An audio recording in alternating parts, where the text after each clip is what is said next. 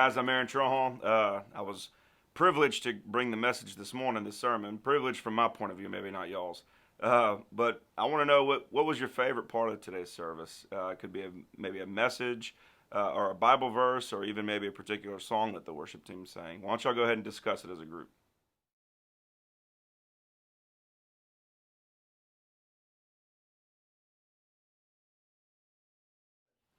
All right, guys. Why don't somebody from the group go ahead and read the scripture that we talked about today? It comes from Second Timothy chapter 4, verses 1 through 7.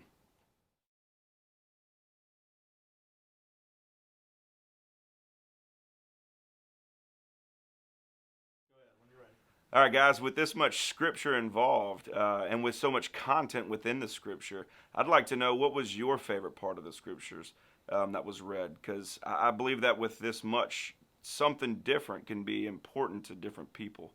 So, why don't we go around the room and discuss which part or which verse of 1 through 7 happens to be your favorite?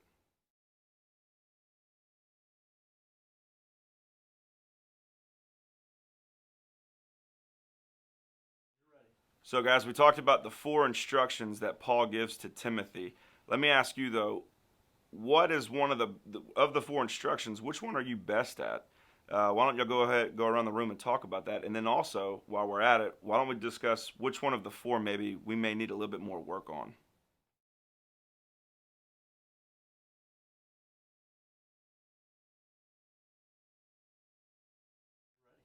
All right, so one of the points we talked about this morning was being prepared in season and out.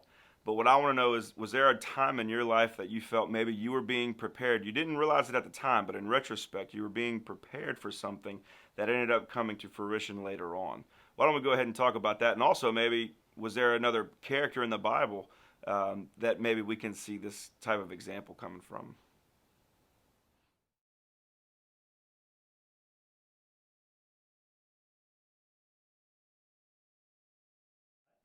So, towards the end of the sermon, we talked about truth, speaking truth, and what that could possibly mean.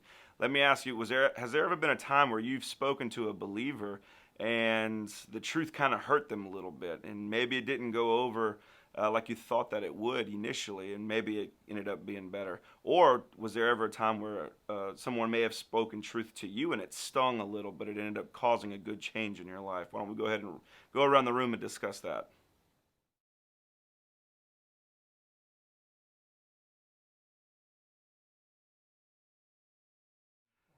Guys, we all believe in the power of prayer, and we want to take this time to do that and to offer our prayer up to the Lord. But I want to do something a little different. I want to take one man in the room to go off and pray with the women, and then I want one woman to go off and pray for the men that are in that group. I think that'll be a pretty interesting dynamic in prayer. All right, y'all have a good night, guys.